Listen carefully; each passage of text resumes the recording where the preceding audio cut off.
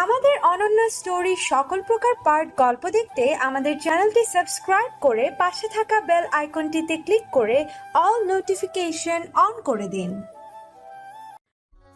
আল্লাহ, মাটি ফাঁক হয়ে যাক, আমি ঢুকে পড়ি। আর সহ্য হচ্ছে না। কিছু লাগবে তোমার? আপনি আমার উপর রেগে নেই মা? খুন্তি থেমে গেল কাননের। পাশ ফিরে দেখলো অন্ডিলা নতমস্তকে দাঁড়িয়ে আছে। কানন মৃদু হাসলো, স্মিত স্বরে বলল, সত্যি শুনতে চাও তুমি? কাননের কথায় বুকখানা ধক করে উঠল অন্ডিলার, মুখখানা মিয়ে গেল। ভয় ঘিরে ধরল তাকে। বিয়েটা যেভাবেই হোক, এখন এই বাড়িটাই তার একমাত্র আশ্রয়স্থল, আর এই বাড়ির মানুষগুলো তার আপনজন। কানন ধীর গলায় বলল, যখন প্রথম জানলাম তুমি পালিয়ে গেছো, আমার খুব রাগ হয়েছিল। তোমার উপর ভীষণ অসন্তুষ্ট হয়েছিলাম, কষ্ট পেয়েছিলাম। ছেলের মা আমি, নিশ্চয় আমি চাইবো না কেউ আমার ছেলেকে প্রত্যাখ্যান করুক। কিন্তু পর মুহূর্তেই যখন জানলাম তুমি ওই ছেলেটাকে ভালোবাসতে, অভ্রের জন্য তুমি কেঁদেছ, আমার মনে হলো তুমি ভুল করনি।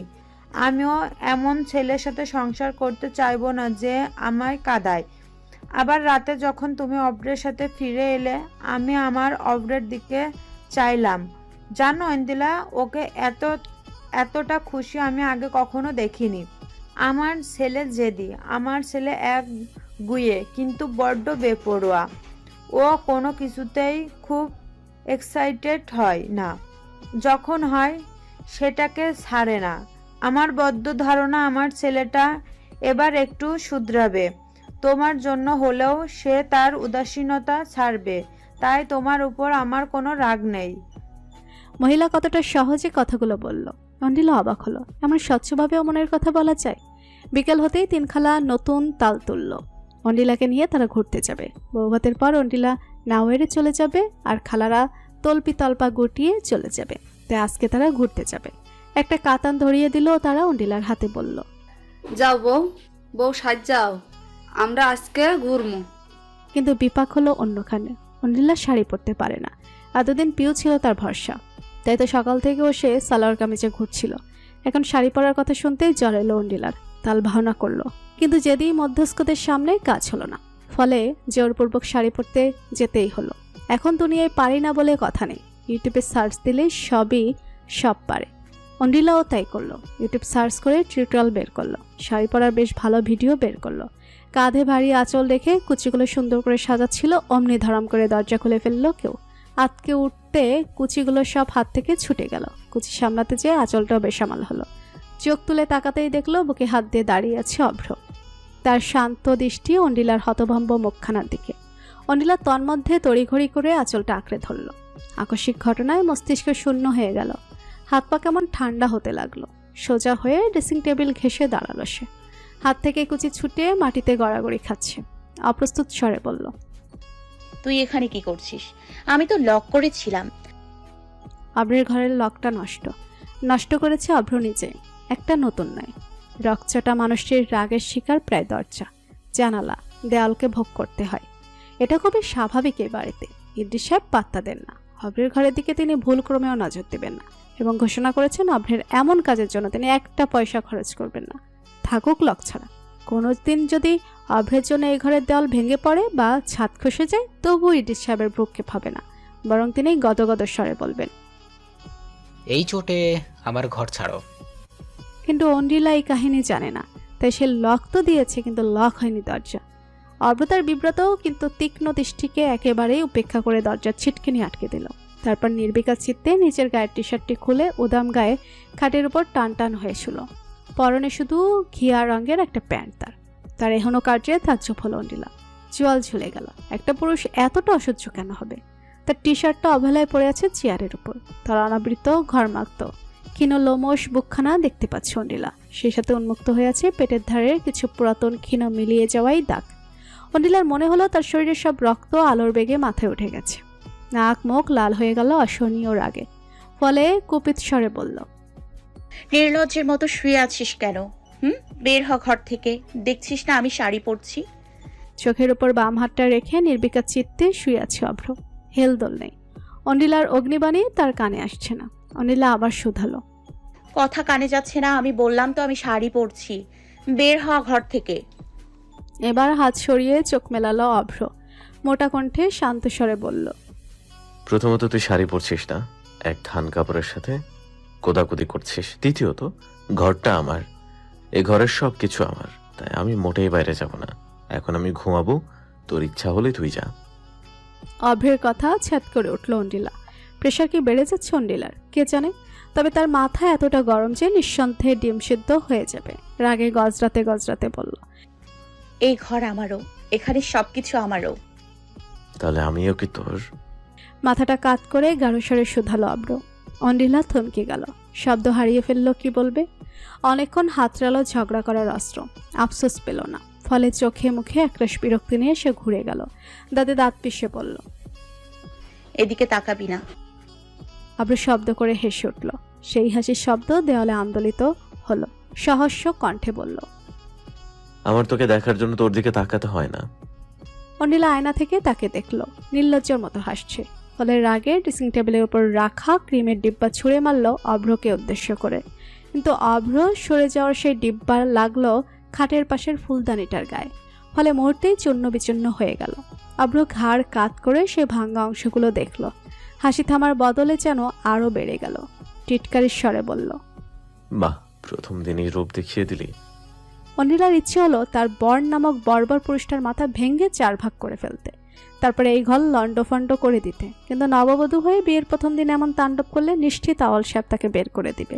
তখন যে উঠতে হবে মায়ের বাড়িতে। কিন্তু আগের রাতেই বড় গলায় বলেছিল সে ওখানে ফিরবে না।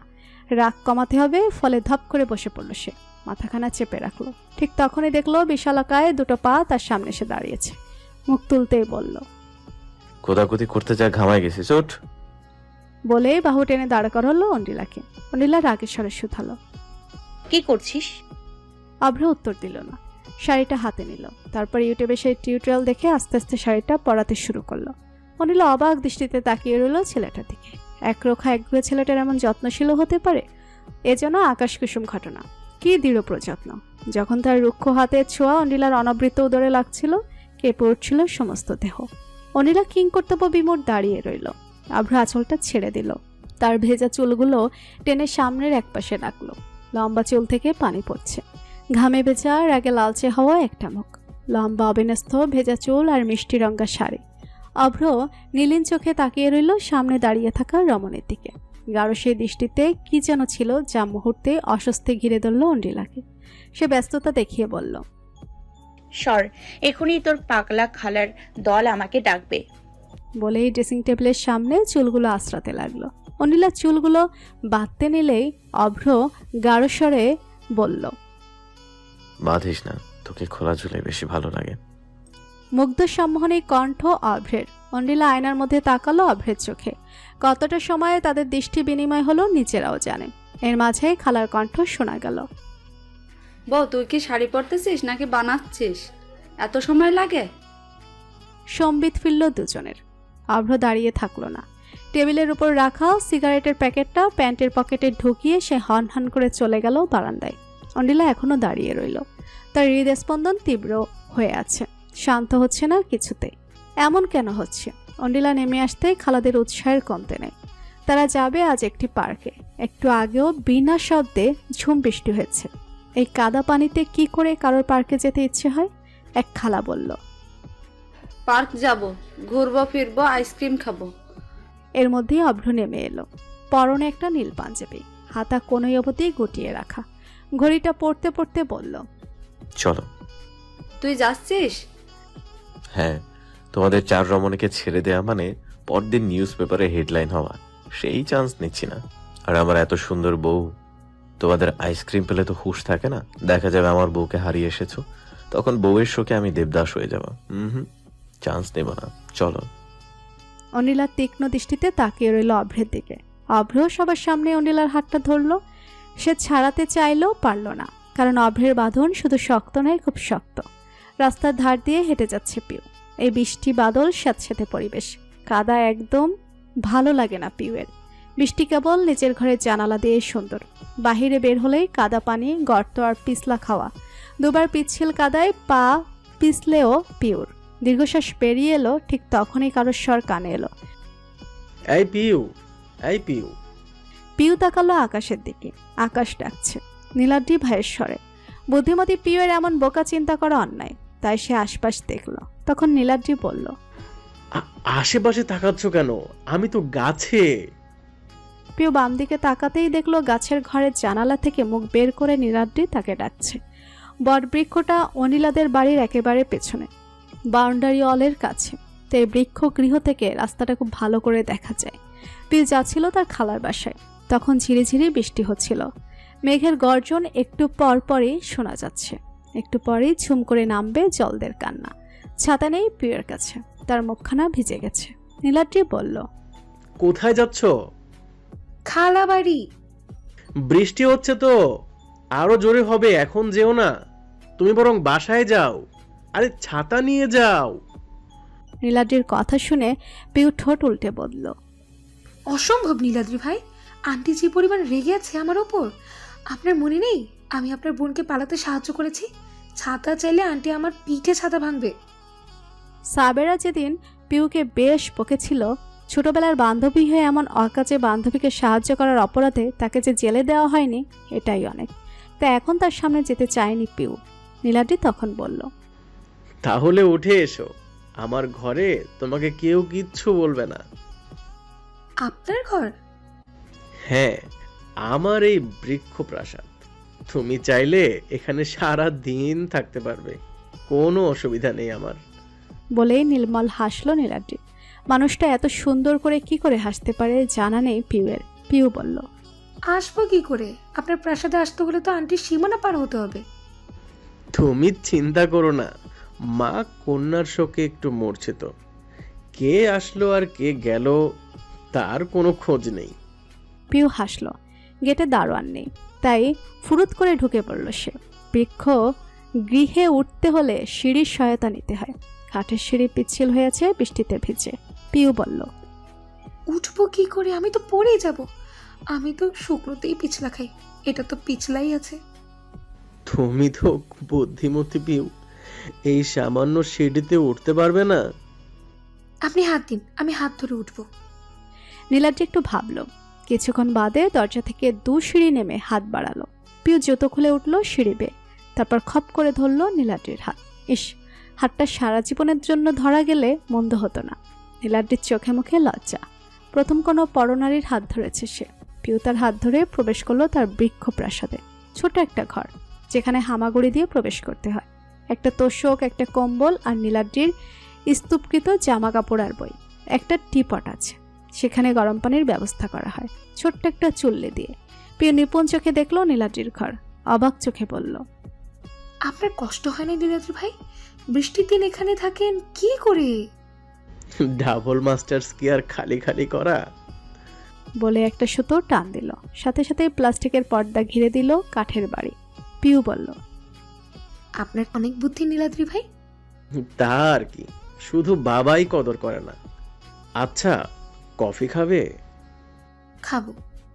নীলাদ্রির মিনিট 10 মধ্যে কফি বানিয়ে আনলো। পিউ কফিতে চুমুক দিয়ে বলল, আপনি এভাবে আর কতদিন থাকবেন? এখন তো আঙ্কেলের সাথে সন্ধি করতে পারেন। না, আমি সন্ধি করব না। আর আমি তো বেশি দিন নেই। ঐন্দ্রিলার বৌভাতের পর দিনই আমি চলে যাব। অহেতুক কেন কম্প্রোমাইজ করব বলো তো? নীলাদ্রি চলে যাবে শুনতে মনটা বসে গেল পিউয়ের। তীব্র বিষাদ ঘিরে ধরল কোমল মন। বিষণ্ণ স্বরে শুধালো, আপনি চলে যাবেন নীলাদ্রি ভাই? হ্যাঁ পিউ, আমার এখানে ভালো লাগে না। আমার ভালো লাগে প্রকৃতি, পাহাড়ে টেন্ট লাগিয়ে ঘুমানো, বা সমুদ্রের অতল ঢেউয়ে নৌকার পাল তোলা। ওই সেগুলোই আমার অনেক বেশি প্রিয়। এভাবে ইট পাথরের জীবন আমাকে খুব কুড়ে খায়, বুঝলে? পিউ খেতে পারল না কফিটা, গলায় আটকে আছে। নীলাদ্রি তাকে দেখলো, অবাক স্বরে শুধালো, কফিটা ভালো খেতে না? না, কফি ভালো। আসলে আমার মনটা ভালো নেই নীলাদ্রি ভাই, খুব কাঁদতে ইচ্ছে করছে। আকাশে যেমন মেঘ জমেছে, আমার মনেও মেঘ করেছে। আমি একজন 25 বছরের নারী, এমনটা নিশ্চয়ই আমাকে শোভা পায় না, তাই না নীলাদ্রি ভাই? নীলাদ্রি কিছু সময় নীরব চেয়ে রইল পিউয়ের দিকে। তারপর হামাগুড়ি দিয়ে এক কোণে স্তূপ করে রাখা কদম ফুলগুলোর থেকে 5টি নিয়ে এগিয়ে দিল পিওর দিকে। গাঢ় স্বরে বলল, মেয়েদের প্রকৃতির এই ফুল নামক জড়বস্তুর প্রতি খুব মমতা। তারা ফুল পেলেই দুঃখ ভুলে যায়। আমার কাছে এখন দামি ফুল নেই, আছে এই বৃষ্টি স্নাত কদম ফুল। হুমায়ুন আহমেদের মতো এটা একটা ফালতু ফুল। তোমার মন কি এতে ভালো হবে পিউ? পিও চোখে ঝাপসা হলো, ঝাঁঝা করে উঠল হৃদয় অসহনীয় বেদনায়। মানুষটা কি সত্যি বুঝে না, নাকি বুঝেও ভান ধরে? পার্কটা শহরের সর্বপূর্বে বিশাল 2 একর জমিনের ওপর একটা ইকো পার্ক। বৃক্ষরাজিতে ঘেরা এই পার্কে আছে অনেক ব্যবস্থা। বসে নদী দেখা যায়, বিভিন্ন রাইড আছে, খাওয়ার ব্যবস্থা। কিন্তু অব্রের খালাদের মাথায় চাপলো তারা বোট চালাবে। একেই বৃষ্টিতে পানির স্তর বেড়ে গেছে। অভ্র বারণ করলো, কিন্তু তারা শুনলো না। ধরলো অনিলাকেও। অনিলা সাঁতার পারে না, উপরন্তু বৃষ্টির জন্য পানি থই থই করছে। এই পানিতে পড়লে আর বাঁচা লাগবে না, পানি খেয়েই ভেসে উঠবে। তার যখন অনিলাকে টেনে নিয়ে যেতে উদ্ধত হলো, ঠিক তখনই অভ্র অনিলার হাত টেনে পড়ল। ও যাবে না। কেন রে? ও যাইব না কেন? আমরা মজা করব, আর বউ কি যাইয়ে দেখবে? খালা, আমি তো বলেছি ও যাবে না। ঐন্দ্রি সাঁতার পারে না। আর তোমরা মজা করো না, কেউ তো বারণ করেনি। ও আমার সাথে মজা করবে।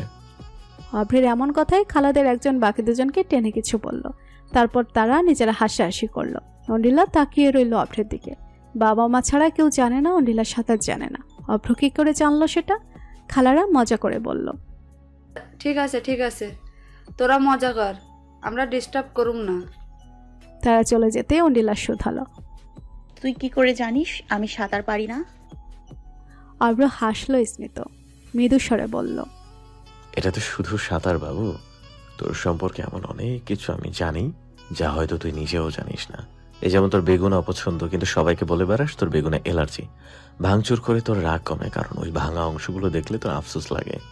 সেই আফসোস থেকে অব্যক্ত বিষণ্ণতা তোকে ঘিরে ধরে। সেই বিষণ্ণতা কাটে যখন আঙ্কেল তোকে আইসক্রিম খাওয়ায়। কি ঠিক না? অভ্রের হাসিতে দুর্ভদ্র রহস্য। অনিলা হতবাক চেয়ে রইল, বিমূর কণ্ঠে বলল, আমার সত্যি বেগুনে অ্যালার্জি। অভ্রের হাসি প্রশস্ত হলো। সে পকেটে হাত পুড়ে পা বাড়ালো নিরিবিলির দিকে। কিছুটা এগিয়ে অনিলাকে সেই জায়গায় দাঁড়িয়ে থাকতে দেখে বলল, কি হলো, ভূতের মতো দাঁড়িয়ে আছিস কেন? আমার সত্যি বেগুনে অ্যালার্জি, খেলেই গা লাল হয়ে যায়, চুলকাতে থাকে। হয়েছে, বুঝছি। চল, আইসক্রিম খাবি তো? চকবার। অভিমানী মেঘেদের টানা বর্ষণের পর মলিন প্রকৃতি নির্মল লাগছে। ভেজা ঘাসে যখন পড়ন্ত সূর্যের কিরণ এসে পড়ছে, অলিক মায়াবী লাগছে সেই তুচ্ছ ঘাস। নদীর কানায় কানায় ভরে উঠেছে, ঢলমাল করছে স্বচ্ছ পানি, সেই সাথে মৃদু বাতাস। এদিকটা একেবারে নিরিবিলি। কাদা পেরিয়ে আসতে হবে বলে পর্যটক কেউ এমুখ হচ্ছে না। ভেজা ঘাসের উপর পলিথিন বিছিয়ে বসে আছে অভ্র এবং অন্ডিলা। নির্মল প্রকৃতির মাঝে 2 মানব মানবী। শীতল বাতাস নদীর কল্লোল ধ্বনির সাথে মিলে কানে কানে গুনগুন করে বলল, তুমি খুশি থাকো, আমার পানে চেয়ে চেয়ে খুশি থাকো। অন্ডিলা ধীরে ধীরে কামড় বসাচ্ছে তার চকবারে।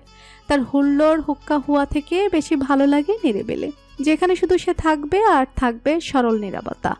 সে অবাক হচ্ছে পাশের মানুষটির মুখে কোনো কথা নেই। সবসময় হট্টগোল করা ছেলেটাকে এমন নীরব থাকতে দেখা যে অলিক কোনো কল্পনা।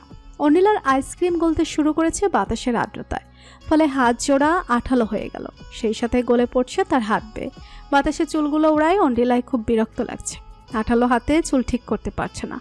পাশের মানুষটির কাছ থেকে সাহায্য সে নেবে না, ফলে কিছুক্ষণ ব্যর্থ চেষ্টা করলো। পাশের মানুষটি ব্যাপারটি লক্ষ্য করলো, হাসলো নিঃশব্দে। অনিলা যখন তার হাতের উল্টা পাশ দিয়ে চুল সরাতে সরাতে ক্লান্ত, ঠিক তখনই চুলগুলো আলতো করে ধরে আলগা খোপায় বাঁধলো। টিস্যু ভিজিয়ে হাত মুছিয়ে দিতে দিতে বলল, তুই এখনো বাচ্চাই আছিস ঐন্দ্রি, এখনো আইসক্রিম খেতে গেলে হাত ভরিয়ে ফেলিস। অনিলা কথা বলল না। সে শুধু দেখলো অভ্র অভদ্র বেয়াদব ছেলেটির শান্ত যত্নশীল রূপ। এটা কি প্রকৃতির বিভোরমুখী নেশা, নাকি ছেলেটার স্বভাবের আচরণে কোথাও এমন স্বভাবটিও ছিল? অনিলা জানে না, কারণ সে কোনোদিন অভ্রকে জানার চেষ্টাও করেনি। ঘরটা অন্ধকার, দরজা জানালাগুলো দেওয়া, আলো বাতাস ঢোকার উপায় নেই। ঘরের ভেতর থেকে বোঝা যাচ্ছে না বাহিরের আবহাওয়া। সালাম সাহেব এসে ঘরের আলো জ্বালালেন। সাবেরা চোখ বুজে শুয়ে আছেন। দুপুরে সে খায়নি। সবাইকে খাবার পরিবেশন করে সে ঘরে এসেছেন। সেই থেকে বের হননি। না খেয়েছেন, না গোসল করেছেন, শুয়ে আছেন। গতরাত থেকেই তার মনখানা বিষণ্ণ। অনিলার শূন্যতা তাকে কুড়ে খাচ্ছে, কিন্তু মুখে প্রকাশ করবেন না। কিন্তু কিছু মানুষ অব্যক্ত কথাও বুঝতে পারে, তারা নিঃশব্দে চুপ কথা পড়তে পারে। তাই সালাম সাহেব স্ত্রীর মন অবস্থা বুঝতে সময় নিলেন না, এসে বসলেন তার মাথার কাছে, আলতো করে হাত বুলিয়ে ডাকলেন, সাবেরা, এই সাবেরা। সাবেরা চোখ মেললেন, চোখ জোড়া ভেজা ক্লান্ত। সালাম সাহেব তা দেখেও স্বাভাবিক স্বরে বললেন, আজান দিচ্ছে, এখন ঘুমিয়ে থাকবে? সাবেরা উঠে বসলেন। শক্ত শরীরটা কেমন মূর্ছিত হয়ে আছে, যেন অনেকদিন পর শরীর ছেড়ে দিয়েছে। মনখানা খুব ক্লান্ত শ্রান্ত। সাবেরা চোখ মুছে বললেন, সন্ধে হয়ে গেছে। হ্যাঁ, তুমি তো কিছু খেলে না। আজ অবশ্য রান্নাটা মজা হয়নি, কেমন নোনতা নোনতা বিরস। সাবেরা হাসলেন। স্বামীর স্বভাব তার জানা। এই মানুষটাকে নুন ভরে খাবার দিলেও সে কখনো বলে না সাবেরা খাবার ভালো হয়নি। সাবেরা মলিন স্বরে বলল, সব সময় কি খাবার ভালো হয়? তাও ঠিক। ওঠ। ঘুম পাচ্ছে গো, ক্লান্তি লাগছে খুব। তাহলে বিয়ে দিতে গেলে কোনো মেয়েকে ভালোই তো ছিল, থাকতো আমাদের কাছে। সালাম সাহেবের কথাটা শুনতে নিশ্চুপ হয়ে গেলেন সাবেরা। সালাম সাহেব হেসে বললেন, একটা কথা আছে, ছেলে মেয়েদের পায়ের জুতোর সাইজ যখন বাবা মার জুতোর সমান হয় তখন তাদের বন্ধু হয়ে যেতে হয় সাবেরা। তুমি কেন সেটা বুঝলে না সাবেরা? অঞ্জলি আমার জেদি মেয়ে। ও একবার মুখ ফিরালে তাকে সে মুখী করা কত কষ্ট তুমি তো জানো। তাহলে কেন এত জেদ করলে? লেকচার দেবার বেলায় বাঙালি সবার আগে। তুমি পেরেছো নিজের ছেলের বন্ধু হতে। সে এখন গাছে থাকে, তার ঘরটাও কবজা করে আছো। সালাম সাহেব হাসলেন। স্ত্রীর হাতখানা ধরে সহস্য স্বরে বললেন, আমি তো বোকা মানুষ, আর তোমার ছেলে একটা গাধার বাচ্চা। কিন্তু তুমি তো বুদ্ধিমতী, আর আমার মেয়েটা কতটা নরম সেটা তো জানো। শুধু মানুষকে দেখায় সে শক্ত, কিন্তু সে একটা প্যাচিন সরল নারী, যাকে ভালোবাসার লোভ দেখালেই গলে যায়। আমার মেয়েটা তো ভালোবাসা চেয়ে সাবেরা, তার কি চাওয়াটা কি খুব বেশি? তুমি যে সবসময় বলো আমি তাকে কেন প্রশ্রয় দিই, আমি তাকে কোনো প্রশ্রয় দিব না বলো তো? আমি ছাড়া আমার মেয়েকে কে প্রশ্রয় দিবে? সবাই যে তাকে শুধু সমাজে বিভিন্ন মাপকাঠিতে তুলতেই ব্যস্ত। তবে আমার দৃঢ় বিশ্বাস, এই যে নতুন আমদানি করা আমাদের জামাই ছেলেটা ভালো, সেও আমার মতোই আমার মেয়েকে প্রশ্রয় দেয়। সাবেরা ঠোঁট উল্টে কেঁদে দিলেন, ফুফিয়ে বললেন, এই জন্যই তো আমি এত শক্ত হাতে বিয়েটা দিচ্ছি। সালাম সাহেব তার চোখের পানি মুছতে মুছতে বললেন, তুমি এখনো কিশোরীর মতো জেদি রয়ে গেলে সাবেরা। তোমার মেয়ের বিয়ে হয়ে গেছে, এখন এমন করে কে কাঁদে? আমি কি অন্য পুরুষের সামনে কাঁদছি? আচ্ছা, ঘাট হয়েছে, কাঁদো। কেঁদে মন হালকা করো, কাল মেয়ে আসছে, তখন কেঁদো না যেন। সাবেরা কাঁদছেন। সালাম সাহেব খুব নিপুণ হাতে তার অশ্রু মুছে দিচ্ছেন। যে কেউ দেখলে ভাববে কোনো প্রেমিক তার কিশোরী প্রেমিকার অভিমান ভাঙাচ্ছে খুব সন্তর্পণে। বাকই ভবনে হুল্লোড় হবার জন্য কারণ লাগে। সে কারণটি খুব সুন্দর করে দিয়েছে এই বাড়ির ছোট ছেলে আহাস। জার্মানি থেকে ভোরের ফ্ল্যাটে এসেছে। সে 11 ঘন্টার জার্নি। সেই জার্নি শেষে অবশেষে বাসায় আসলো আহাস। কানন ছেলেকে দেখছে 2.5 বছর পর, খুশি ধরছে না। ঘর তার পরিপূর্ণ আজ। আহাসের আগমনে আওয়াল সাহেবও বেশ প্রসন্ন। আহাস অভ্রের মতো নয়, খুব গোছানো শৃঙ্খল ছেলে। তার কথাবার্তাও বেশ মার্জিত, ম্যাচিওর। জার্মানি ইঞ্জিনিয়ারিং পড়াশোনা করছে হ্যামবার্গ ইউনিভার্সিটি অব টেকনোলজিতে। আহাস ভাইয়ের বিয়ের আগেই আসতো, কিন্তু টিকিটের ঝামেলা হচ্ছিল। ব্যাগ ট্যাগ রেখে সোফায় গায়ে বলল, আমার বিশ্বাস হচ্ছে না, ভাইয়া ঐন্দ্রিলা আপুকে বিয়ে করলো। দুজনের তো দা কুমড়ো সম্পর্ক। আমি তো জার্মানি যাবার আগেও তাদের ঝগড়া করতেই দেখেছি। কানন হেসে বলল, আমারও বিশ্বাস হচ্ছে না আমার ছেলেটা সংসারী হয়েছে। আওয়াল সাহেব তখন খবরের কাগজ পড়ছিলেন। কাগজ থেকে চোখটা তুলে গম্ভীর স্বরে বললেন, বউ, তোমার ছেলে সংসারী হয় একদিনেই কি আর বোঝা যায়? তখন খালারা সহ নবদম্পতি ফিরল, হাতে খাবার দাবার। আশ এসেই অনিলার পায়ে ছুঁয়ে সালাম করলো। অনিলা চমকে উঠল। 2.5 বছর আগের কিশোর ছেলেটা এখন যৌবনে পা রেখেছে। রোগা পাতলা চিসকে ছেলেটা এখন ভাইয়ের মতো সুটাম দেহে, সৌম্যকান্ত হয়েছে। অনিলা প্রথমে চিনতে পারেনি, অবাকে তাকিয়েছিল অনেকটা সময়। অবশেষে চিনতে পারল। তুমি তো ব্যাটা হয়ে গেছো। আহাস লজ্জা পেল, কিন্তু লাজুক স্বরে বলল, সবাই তাই বলে, এখন তার চোখে পড়লেই হয়।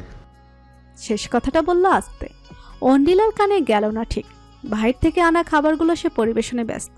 আব্রু ভাইকে জড়িয়ে ধরে বলল, তাহলে কতদিন থাকা? 1 মাস, এরপর আবার পারি দূর দেশে। অবশেষে ঐন্দ্রিলা আপুকেই বিয়ে করলে বলেছিলাম না তুমি তাকে ভালোবাসো? সাথে সাথেই কান মুলে দিল অভ্র, ফিসফিসিয়ে বলল, এসব ভারী শব্দ কোত্থেকে শিখেছিস? আজা এরা। তাহলে বলছো ভালোবাসো না? অভ্র কিছু সময় চুপ রইল, নির্নিমেষ চোখে তাকিয়ে রইল অন্ডিলার দিকে। অতঃপর বাঁকা হেসে বলল, আমি আমার জিনিসে কারো ভাগ পছন্দ করি না। ঐন্দ্রিলা আমার পুতুল, তার ভবিতব্য আমি। আহাস চুপ করে গেল ভাইয়ের উত্তরে। বুক চিরে বের হলো দীর্ঘশ্বাস। ড্রেসিং টেবিলের সামনে চুল আঁচড়াচ্ছিল অন্ডিলা। অভ্রের মোবাইলটা সেখানে অবহেলায় পড়ে আছে। জনাব গোসলে গেছেন, 1 ঘন্টা হয়ে গেছে, এখনো বের হবার নাম নেই। এর মাঝেই ফোনটা বাজছে কর্কশ্বরে। অনিলা দুশ্চিন্তায় পড়ল, ফোনটা কি ধরবে? বেশ কয়েকবার বেজেছে। অবশেষে সে ফোনটা হাতে নিল, ধরতে পারল না, ফোনটা কেটে গেল। তবে অভ্রের ফোনটা হাতে নিতেই চমকে গেল অন্ডি। অবাক চোখে তাকিয়ে রইল, কারণ ফোনের স্ক্রিনের ছবিটা তার হলুদের দিনের ছবি। হলুদ শাড়িতে গাল ভর্তি কাঁচা হলুদে একেবারে হলদে গোলাপ লাগছিল তাকে। নিজে থেকে তাকে হাসছিল কোনো অজানা কারণে, বিষাদময় সেই রাতের এক টুকরো হাসি। কখন ফটোগ্রাফার ছবিটা তুলেছে সেটা জানা নেই। তার বিয়ে সে বিখ্যাত ফটোগ্রাফার। ছবিগুলো অভ্র তার মানে আদায় করে নিয়েছে। শুধু করেইনি, তার ছবিটা ফোনের ওয়ালে রেখে দিয়েছে। অভ্রের কাজগুলো খুবই অবাক করছে অন্ডিলাকে। সে একদৃষ্টিতে ছবিটা দেখছিল। ঠিক তখনই অভ্র খপ করে নিয়ে নিল মোবাইলটা। তীক্ষ্ণ কণ্ঠে বলল, আমার মোবাইল ঘাটছিস কেন? কি মতলব? স্পাইগিরি করছিস? তোরা বর্তমানে কারোর সাথে প্রেম লীলা করছি নাকি? অন্ডিলা তার প্রশ্নগুলো উপেক্ষা করে শোধালো, তোর ওয়ালে আমার ছবি কেন? অভ্র একটু থমকালো, তারপর ফিসেল হেসে বলল, আমি যখন খুব টেনশনে বা বিপদের সম্মুখীন হই, যখন আমার মাথা একেবারেই কাজ করে না, ভয়, দুশ্চিন্তা, ডিপ্রেশন আমাকে ঘিরে ধরে, তখন আমি তোর ছবি দেখি। আমার মনে সাহস জন্মায়। মনে মনে বলি, তোর মতো ডাকাত বাঘিনীকে যদি আমি সহ্য করতে পারি, তাহলে পৃথিবীর এই যাবতীয় সমস্যা কি? এগুলো তো তোর সামনে অতি তুচ্ছ, নগণ্য। অনিলা চোখ ছোট ছোট করে শুধালো, আমি তোর জীবনের সমস্যা? মহা সমস্যা। তাহলে বিয়ে করেছিস কেন? কারণ সুখে থাকতে আমাকে ভূতে কেলায়, তাই তো খাল কেটে কুমির না ডাকতে এনেছি। অনিলা দাঁতে দাঁত পিষে ক্রুদ্ধ নয়নে তাকিয়ে রইল। অভ্রের নগ্ন গায়ে লেপ্টে আছে জলকণা, চুল ভেজা। অবহেলায় টাওয়াল ফেলে শুয়ে পড়ল বিছানায়। অনিলা তৎক্ষণাৎ এসে খাটের ঠিক মাঝ বরাবর একটা সীমা বানালো, বালিশ দিয়ে বর্ডার অঙ্কন হলো। তারপর কঠিন স্বরে বলল, আজ যদি আমার ধারে কাছেও আসিস, আমি তোর মুখ ভেঙে দিব। এটা বর্ডারের সীমা। এদিকে এলেই তোর ভবলীলার সঙ্গ। অভ্র কিছু সময় তাকিয়ে রইল, তারপর হাসলো কৌতুক করে। সেই হাসির মর্ম অন্ডিলা বুঝলো মাঝরাতে, যখন বালিশের জায়গায় বালিশ থাকা সত্ত্বেও পাথর সম হাত আর পা ঠিক উঠে এলো তার শরীরের উপর। সারা রাত চেষ্টা করলেও কাজ হলো না, বরং সমস্ত শরীরে ভার ছেড়ে তার গলায় মুখ গুজল কুম্ভকর্ণের মতো ঘোড়া বেচে ঘুমান্ত অভ্র। অনিলা হাল ছেড়ে দিল, আর গায়ে শক্তি নেই এই বিশালাকায় পুরুষকে নাড়ানো। ফলে বাধ্য হয়েই চোখ বুঝল সে। এত অস্বস্তির মাঝেও স্বস্তির ঘুম ভর করল নেত্রপল্লবে। বৌভাতের অনুষ্ঠান হচ্ছে শহরের বড় কমিউনিটি সেন্টারে। অনিলার পরনে সাদা একখানা মসলিনের শাড়ি, হালকা মেকআপ, নির্মল সাদা কাঠগোলাপের মতো লাগছে কোমলমতিকে। বন্ধু বান্ধব আত্মীয় স্বজনের উপস্থিতি অনুষ্ঠানকে আরো জাঁকজমকপূর্ণ করল। এর মাঝে অনিলার স্বস্তি ফিরল যখন পিউকে নজরে পড়ল। স্টেজ থেকে ডাকলো তাকে। এদিকে বিখ্যাত ফটোগ্রাফের তর্স হয় না, শুধু বলে, আপু পোজ দেন। হাজারখানেক ছবি সে তুলেছে। অনিলার পা ব্যথা করছে এখন। পিউ বান্ধবীর ডাকে স্টেজে উঠল, কেমন মলিন জানা মুখখানা। ফলে অনিলা শোধালো, তুই নাতেই গেলি কেন? আর সকালে যে ফোন করেছিস, একটা আবার তোলা যায় না? জানিস আমি কি চিন্তায় ছিলাম? আসলে আমি ভয়ে এই মুখো হইনি। আন্টি যদি আমার পিঠ ভেঙে দেয়। অতি কৃত্রিম স্বাভাবিক স্বরে উত্তর দিল পিউ। অনিলা তার দিকে চোখ মুখ কুচকে তাকালো। তুই কি আমার মায়ের ঘরে আসতে আমার ঘরে? বাবা, একদিনে অপরের ঘর তোর ঘর হয়ে গেছে, কি উন্নতি! অনিলা হেসে বলল, শুধু ঘর, ওর সব কিছু হাতিয়ে দেউলিয়া করে দিব, তারপর পুটলি বেঁধে সোজা হিমালয়। বান্ধবীকে হাসতে দেখে স্বস্তির নিঃশ্বাস ফেলল পিউ। জড়িয়ে ধরে বলল, আমি চাই তুই যেন খুব সুখী হোস। এর মাঝেই দুকুলের অজানা মানুষের ভিড় হলো স্টেজে। কিছু হোক না হোক, বউ আর বরের সাথে ছবি তোলা একটা ট্র্যাডিশন, ফলে পিউয়ের নেমে যেতে হলো। স্টেজ থেকে নামতে গেলেই কুচিতে বাঁধলো পা, অমনি হুমড়ি খেতে উদ্যত হলো। ঠিক সেই সময় সিনেমার নায়কের মতো ধরে ফেললো তাকে কেউ। পিউ মাথা তুলেই দেখলো একটি শুভ্র মুখ, নির্মল হেসে বলল, তুমি ঠিক আছো পিউ আপু? সৌম্যকান্ত পুরুষকে দেখে চিনতে পারল না পিউ। পিউকে সোজা করলো সে, মৃদু হেসে বলল, আমাকে চিনছো না তাই না? আমি আহাস। আহাস, তুই তো একেবারে দামড়া ছেলে হয়ে গেছিস রে। হ্যাঁ, না না, একেবারে ড্যাশিং ম্যান। অবাক চোখে সহস্র স্বরে বলল পিউ। আহাসের হাসি চড়া হলো, প্রসন্ন কণ্ঠে বলল, অবশেষে পুরুষ রূপে তোমার নজরে আসলাম তাহলে। পিউ হাসলো আহাসের কথায়, পায়ের পাতায় ভর করে এলোমেলো করে দিল ছেলেটার সুসজ্জিত চুল। মিষ্টি স্বরে বলল, এছাড়া উপায় আছে? কি থেকে কি হয়ে গেছিস আমি তো চিনতেই পারছিলাম না। পাট কাঠি থেকে মেহগনি হয়ে গেছিস, একেবারে সৌম্য পুরুষ। প্রেম টেম করছিস নাকি? হ্যাঁ, বিদেশি ম্যান পেলে বুঝি? পিউয়ের কথায় লজ্জায় আহাসের কাল রক্তিম হলো।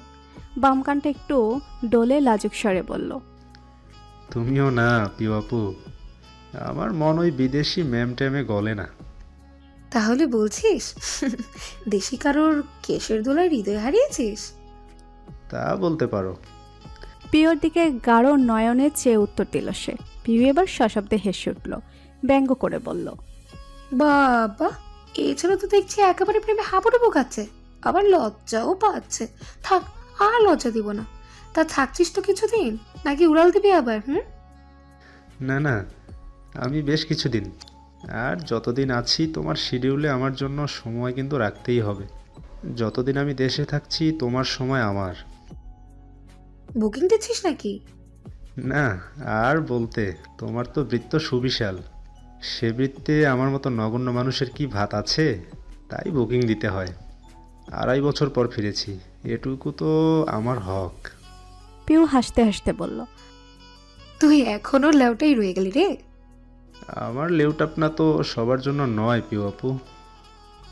আশ বিড়বিড় করে কথাটা বলল। পিউ হট্টগোলের সুরে শুনতে পেল না। ঠিক তখনই নীলাদ্রি এক প্রকার ছুটে এলো। পরনের শার্টটা ঘামে ভিজে আছে, তার কপাল ঘামের বিন্দুতে অলঙ্কৃত। হাঁপাতে হাঁপাতে বলল, পিউ একটু চলো তো আমার সাথে, ইমার্জেন্সি। পিউ হতচকিত হলো, বিস্মিত স্বরে বলল, কি হয়েছে নীলাদ্রি ভাই? আমি ঠিক বুঝতে পারছি না, কিন্তু বিরাট ঘটনা ঘটে গেছে। তুমি এক্ষুনি আমার সঙ্গে চলো প্লিজ। আপনি একটু শান্ত হন, শান্ত হন, জোরে শ্বাস নিন। কুল কুল। নীলাদ্রি জোরে জোরে শ্বাস নিয়ে নিজেকে একটু শান্ত করলো। এরপর বলল, আচ্ছা, আমি শান্ত হয়েছি, চলো এবার। বলে পিউর হাতটা ধরলো আলতো করে। এর মাঝে আশ বাধা দিয়ে বলল, নীলাদ্রি ভাই, কি হয়েছে আমাকে বলুন। আমরা যেহেতু প্রোগ্রাম অ্যারেঞ্জ করেছি, তাই ঝামেলা হলে সমাধান আমরাই করতে পারবো। পিউ আপু খামোখা যে কি করবে? পিউ আপু, তুমি বরং কাউন্টারে যাও, আমি তোমার পছন্দের কালো জামের ব্যবস্থা করছি, উপরে বাদাম কুচিও দেওয়া। আশের কথায় তীব্র বিরক্তি নিয়ে নীলাদ্রি বলল, এই ছোকরা, আমি কি তোমাকে কিছু বলেছি? আমার ঝামেলা তুমি সমাধান করতে পারলে আমি তো তোমার কাছেই আসতাম। উচ্চতর পর্যায়ের গর্ধব কোথাকার। এই পিউ, চলো তো। পিউ কোনো কথা বলার সুযোগ পেল না। এক প্রকার হাতখানা টেনে নীলাদ্রি তাকে নিয়ে গেল। আশ কাতর নয়নে তাকিয়ে রইল। বুকটা ঝাঁঝা করছে তার। এমন কেন হয়, যাকে মন শহরে নিমন্ত্রণের হৃদয় ব্যাকুল, সেই মানুষটি এই নিমন্ত্রণ গ্রহণ করে না? আহাসের মনক্ষুণ্ণ হলো, চোখে মুখে স্পষ্ট হলো বিষণ্ণতা। পিউর সামনে একটি হালকা বাদামি ছোট কুকুর, সে লেজ লাড়ছে আর গোল গোল ঘুরছে। নীলাদ্রি তাকে টেনে কমিউনিটি সেন্টারের বাহিরে নিয়ে এসেছে। হাতখানা ছেড়ে বলল, দেখো। পিউ হতবাক স্বরে বলল, আপনি আমাকে কুত্তা দেখাতে নিয়ে এসেছেন নীলাদ্রি ভাই? কুত্তা বলো না তো, শুনতে পেলে কষ্ট পাবে। বেচারারও মন আছে। বেশ কঠিনতা প্রকাশ পেল নীলাদ্রির স্বরে। পিউ তার বাক্য শুদ্ধে বলল, আচ্ছা, আপনি আমাকে ডগ দেখাতে নিয়ে এসেছেন? এটা যে সে কুকুর নয়, খেয়াল করে দেখো, এটা মিক্সড ব্রিড, নেড়ি কুত্তা আর পমেরিয়ানের কম্বো। আশ্চর্য ব্যাপার, এই কুকুরগুলো শহরে পাওয়া যায় না, পাওয়া যায় সেই সাজেকের রাস্তায়। আরেকটা অবাককর ব্যাপার, আমি একটাকে অ্যাডাপ্ট করেছিলাম, কিন্তু সেটা তো বান্দরবান। তাকে দেখাশোনা করছে আমার সাবেক অ্যাসিস্ট্যান্ট অজল সাং। অথচ এই কুকুরটা দেখতে হুবহু তার মতোই। স্ট্রেঞ্জ, সে আমার কথাও বোঝে। দেখো, আমি সিট বললে বসবে, এক্ষুনি বসবে। নীলাদ্রির সিট বলতেই কুকুরটা বসলো।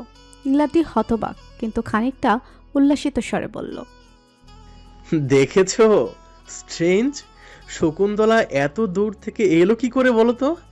517 কিলো যেখানে দূরত্ব। শকুন্তলা কি? আমার কুকুরের নাম। সে কুকুর হয়েছে তো তাতে কি? তার কি নাম হবে না? আমি তার নাম রেখেছি শকুন্তলা, 5 অক্ষরের নাম। কারণ ওকে শকুন্তলা ডাকলে সে 5 বার ঘেউ ঘেউ করে। পিউ মুখে হাত দিয়ে বলল, ও যে মেয়ে জানলেন কি করে? পরীক্ষা করে দেখেছেন? যদি ছেলে হয় তাহলে নাম কি হবে ওর? কদম আলী? 5 অক্ষর আছে। অজল বলেছে ও মেয়ে, তাই মেয়েদের নাম শকুন্তলা। সারনেম দেননি? কুকুর হয়েছে তো কি, একটা সারনেম থাকবে না? শুধু নামে তো কষ্ট পেতে পারে। ওকে, বরং শকুন্তলা মজুমদার এটা বলেই রাখবেন। নীলাদ্রি মজুমদারের কুত্তা থুকু ডগ শকুন্তলা মজুমদার। নীলাদ্রির চোখ দুটো ছোট ছোট করে বলল, তুমি মজা করছো আমার সাথে পিউ? মজা করছি না নীলাদ্রি ভাই, আমি সিরিয়াস। দেখুন আমি কি হাসছি? বলে মুখ এগিয়ে দিল। নীলাদ্রি কিছু সময় দেখলো পিউকে। তার মুখ দেখে বোঝার উপায় নেই সে কৌতুক করছে নাকি সিরিয়াস। সে কথা ঘুরিয়ে বলল, আচ্ছা, ও এখানে এলো কি করে পিউ? তুমি তো অনেক বুদ্ধিমতী, তুমি একটু বলো তো এই বিষয়টা আমাকে। এই কুকুর যে শকুন্তলা মজুমদার, আপনি কি শিওর? ওর নাম ধরে ডাক দেখি সে 5 বার ঘেউ করে কিনা। নীলাদ্রি সত্যি সত্যি ডাকলো, আর আশ্চর্যজনকভাবে কুকুরটা 5 বার ঘেউ করলো। নীলাদ্রি প্রায় চিৎকার করে বলে উঠল, সি, ও শকুন্তলা। আমার মনে হয় ও বান্দরবান থেকে আপনার জন্য চলে এসেছে। ওদের নাক তো অনেক তীক্ষ্ণ হয়, শুকতে শুকতেই চলে এসেছে। স্ট্রেঞ্জ। নীলাদ্রি ভাই, আপনি বরং বান্দরবান যাওয়ার বাদই দিয়ে দিন। এখান থেকে কুকুরের উপর রিসার্চ করুন। রিসার্চের বইয়ের নাম আমার কুকুর শকুন্তলা মজুমদার। তুমি আবার মজা করছো পিউ? মোটেই না, আমি সিরিয়াস। দেখুন আমি হাসছি না। নীলাদ্রির মুখে ভীষণ চিন্তা ভর করলো। সে ফোন বের করলো, নিজের সাবেক অ্যাসিস্ট্যান্টকে ফোন করলো। সে ফোন ধরলো না, ফলে আরও চিন্তায় পড়লো নীলাদ্রি। কাল সকালে বাস, অথচ এখন এই শকুন্তলা কাণ্ড ঘটল। সে কাণ্ডের সমাধান ছাড়া তো যাওয়া যাবে না। পিউ ফোঁস করে একটা দীর্ঘশ্বাস ছেড়ে বলল, আমি এখন যাই নীলাদ্রি ভাই, কালো জামের কাউন্টার শেষ হতে চললো। প্লিজ তুমি যেও না, আমার কাছে বসে থাকো। আমার না খুব ভয় লাগছে। কিসের ভয়? জানি না, দেখো আমি ঘামছি। প্লিজ আমার কাছে থাকো। পিউ হাসলো। নিজের শাড়ির আঁচলখানা দিয়ে আলতো করে মুছে দিল নীলাদ্রির কপাল।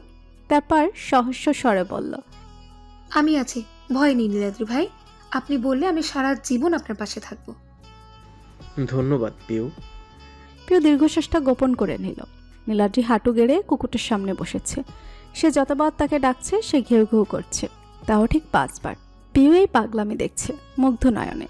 তার কালো জাম আজ খাওয়া হবে না, তবে আফসোস নেই, এই পাগল পুরুষটাকে 2 চোখ ভরে দেখতে তো খারাপ লাগছে না। অব্রের খালারাত চলে যাবে, বাস রাত 11টায়। কিন্তু অব্র এবং অন্ডিলা তাদের বিদায় দিতে পারবে না, কারণ এখন তারা অন্ডিলাদের বাড়ি যাবে নায়রে। ফলে খালারা অন্ডিলাকে জড়িয়ে ধরে কান্নাকাটি শুরু করে দিলেন। বউ আর দেখা হবে না রে, তুই তো তোর বাপের বাড়ি চলে যাচ্ছিস, আমাদের ভুলিস না। আমাদের তোরে খুব ভালো লাগছে, আমাদের বাড়ি আসিস কিন্তু একেবারে মাস 2-3-এর জন্য আইবি। এই ছোটা কাজের মানুষের মতো আইবি না কইলাম। আমি তোরে পিঠা খাওয়ামো, হাঁস রাইন্দে খাওয়ামো, কথা দে আইবি। আপনারা আর কিছুদিন থেকে যান খালা, আমি বাড়ি এসে ঘুরতে যাব। না রে, জানিস তো পোলাদের পরীক্ষা, তুই আসিস বউ। বলে অশ্রু ছেড়ে দিলেন 3 জন। মাত্র 2 দিনে কারোর এত মায়ের পড়ে যায় বুঝি? অনিলার মনে হলো তারা 3 জন তার আপন খালা। মায়ের কোনো বোন নেই, তাই খালার আদর কখনো পায়নি অনিলা। এই 3 জনের মাথায় বেশ সমস্যা আছে বটে, কিন্তু তারা মনের দিক থেকে খুবই ভালো মানুষ। তাই অন্ডিলাও কেঁদে দিল। তারা জড়াজড়ি করে খাচ্ছে। এক খালা বলছে, তুই যাস না। আমি যাব না খালা। অব্র হতবাক নয় এই 4 জন নারীকে দেখছে। তার ঠিক কেমনভাবে প্রতিক্রিয়া দেখানো উচিত জানা নেই। কোনো বধূ নায়রে যাবার সময় কাঁধে এই ঘটনা বিরল। বিল্লাল ফিসফিসিয়ে বলল, ভাবি আপু কাঁদতেছে কেন? যা জিগায়। ছি, স্বামী হলে এইটুকুও জানিস না। ধিক্কার জানালো বিল্লাল। বিল্লালের দিকে কঠিন নয়নে তাকালো অভ্র, অতপর দীর্ঘশ্বাস ফেলে এগিয়ে গেল। খালাদের দিকে ছাড়ালো অন্ডিলাকে। অন্ডিলার কাঁদতে কাঁদতে হেসকে উঠে যাবার উপক্রম। অভ্র তাকে এক হাত জড়িয়ে ধরে খালাদের বলল, এখন কিন্তু বেশি সময় নাই, বাস মিস করবা। 17 টাকার টিকিট, লস হবে কিন্তু 5100 টাকা। টাকার কথা শুনে তারা কান্না থামালো। অবশেষে ব্যাগ নিয়ে রওনা দিল। অনিলা আরও কিছুদিন কাঁদল। এই মেয়ে তার বিদায়তেও কাঁদেনি, অথচ নায়রে যাবার সময় কাঁদছে। অভ্র তাকে দেখে মৃদু হাসল, তারপর একটা টিস্যু দিয়ে চোখে মুছে বলল, থাক, আমরা যাবো খালাদের বাসায়, কাঁদিস না। সত্যি? হ্যাঁ সত্যি। অবশেষে নিজের ঘরে আসলো অন্ডিলা।